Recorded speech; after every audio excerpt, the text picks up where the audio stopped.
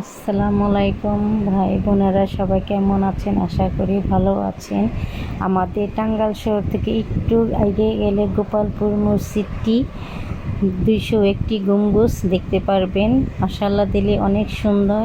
কে কে দেখেন নাই কমেন্ট করে জানাবেন। আর ভাইয়েরা দেখতে গেলে নামাজ পড়তে পারবো, উজুখানা ভাইয়াদের জন্য আলাদা আছে। আর আমাদের প্রিয় আপুরা যদি দেখতে যায়, ওখানে তাদের মেয়েদের জন্য উজুখানা আলাদা